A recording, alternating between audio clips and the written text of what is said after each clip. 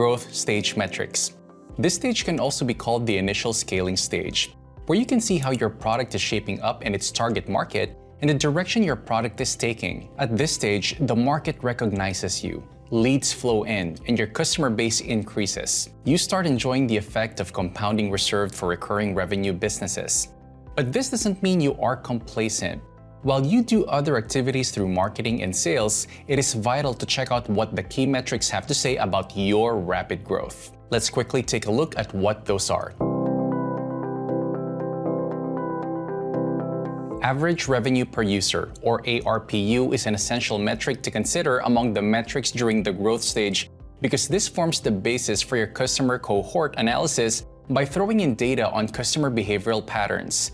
It is also called average revenue per account. ARPU is the revenue generated from each paid subscription over a period, typically per month or year. ARPU is used interchangeably with average revenue per account, ARPA, and average revenues per subscription, ARPS, depending on how you price your customers. Since it is a non-GAAP metric, there is no standard as to how this should be measured. Here's how we calculate ARPU. ARPU is your total MRR or committed MRR, CMRR, divided by the total number of active users or subscriptions. The calculation of ARPU can include three metrics.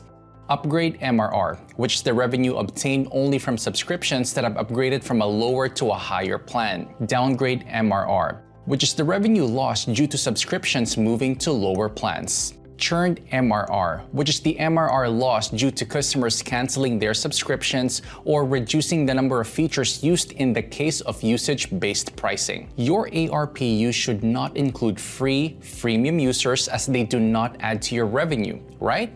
However, if you want to include free users in your ARPU calculation, it is better to have a separate metric, ARPPU, average revenue per paid user, that only calculates the revenue per paid subscription. All right, now let's hop on to the next metric.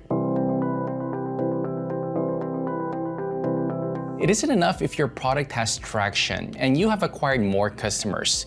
Your existing customers need to stay and ideally move to higher plans. The retention rate is calculated annually by dividing the number of active users across a period by the total number of users in the previous period. Customer retention is the ability of an organization to retain its existing customers. The higher the retention rate, the more your product is a must-have one.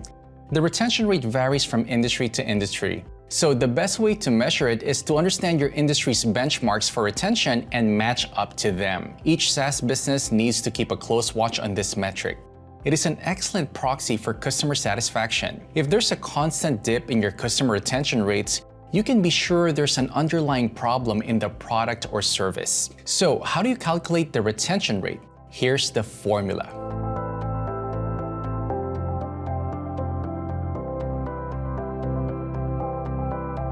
Let's take an example. Say you had 100 customers at the start of 2020. And through 2020, you added 20 more customers, but you also lost 10. You have the original 100 customers plus 10, 20 minus 10, equaling 110. Your customer retention for 2020 is 110 minus 20. Divided by 100 equals 0.9 or 90%. So let's hop on to the next metric then, churn. In SaaS, churn, also known as churn rate, is the rate at which customers cancel their recurring subscriptions measured as a percentage. If you have a churn rate of 5%, then you can expect that in a given period, 5% of your customers will cancel their subscriptions with your company. Understanding your churn rate is vital as it helps you to understand where the revenue bucket is leaking and compare your measurements against benchmarks, whether they be your own or others. Retention and churn are two sides of the same coin, also known as attrition. Churn can quickly sink a business. Churn is a sign of dissatisfied customers, which means you are losing them in revenue. It means you would need more capital to make revenue as the churn rate increases. You can classify it into revenue churn, how much money you are losing, which is also known as MRR churn. And customers churn, how many customers are you losing? A business should aim for a net negative churn where the MRR gained from the expansion is more significant than MRR lost from the churn. So, how do we calculate churn rates? Before we begin with the nuances, here are the basic ingredients to calculate churn. Number of customers lost during a specific period, the number of customers at the beginning of the period minus the number of customers at the end of the period. Revenue lost during a specific period. The revenue generated at the beginning of the period minus the revenue generated at the end of the period. Now, there are three main types of churn rates. Customer churn rate, which deals with the number of customers lost. Gross revenue churn rate, or gross MRR churn rate, which deals with, you guessed it, the revenue lost from the existing customers. Net revenue churn rate, or net MRR churn rate, which is the MRR churn rate that additionally factors in the new revenue gained from the existing customers, aka expansion MRR. Here's an example to see how this works in detail. Let's say that you have a $1 per month plan and a $2 per month plan. At the beginning of the month, you have 200 customers who all pay you $1 a month. Out of these 200 customers, 8 customers leave you within the month, while 4 others upgrade to the $2 per month plan. So, what are your churn rates? Now, we can extract the following data from the above scenario. Customers at the beginning of the month equals 200. Existing customers who left during the month equals 8. Revenue at the beginning of the month equals 200. Revenue lost from the existing customers during the month equals $8. New revenue gained from the existing customers during the month, $4. And these are just what we need to get our churn rates churned out.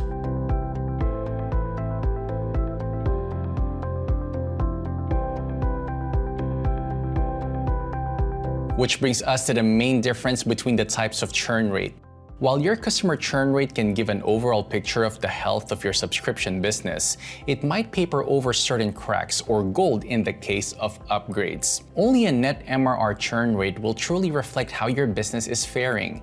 And nailing a negative net MRR churn rate when the new revenue becomes higher than the revenue loss is one of the best goals that you could have for your SaaS business. Because when your net MRR churn rate hits a negative, it means that your revenue will still increase even if you don't make any new sales. Alright, so let's hop on to the next metric, expansion revenue.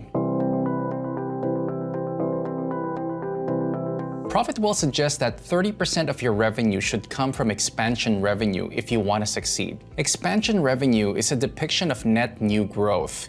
It ties in closely with retention, but goes a step further to say that your customers should not only stay with you, but should grow with you. Expansion revenue does not include new revenue from new customers and only includes revenue from existing customers in the form of upsells and cross-sells. Expansion monthly recurring revenue. Expansion MRR is the additional monthly recurring revenue generated in the current month compared to the previous month, excluding the MRR contributed by new customers or new MRR. So, what are the types of expansion MRR? Additional revenue is generated by customers in subscription business when the following activities happen. Upsells, moving from a free plan to a price plan or moving from a lower price plan to a higher priced plan. Cross-sells, purchase of other additional non-core products offered by you. Add-ons, purchasing of other recurring add-ons that are not part of the customer's current subscription plan. Reactivation, reactivating a canceled subscription. So, how do we calculate expansion MRR?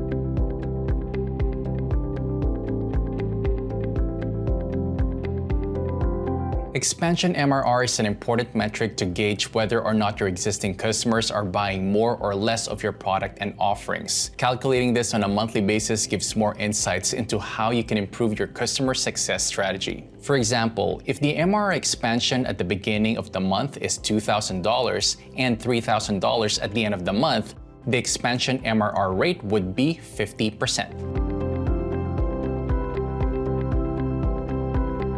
So, how should a business interpret expansion MRR? An increase in the number indicates that the revenue growth from your existing customer base is a good sign. But one should not solely rely on this metric to gauge customer satisfaction, because it could be misleading, especially if you're losing a lot of customers month on month. For this reason, it is essential to keep an eye on your churn while looking at this metric.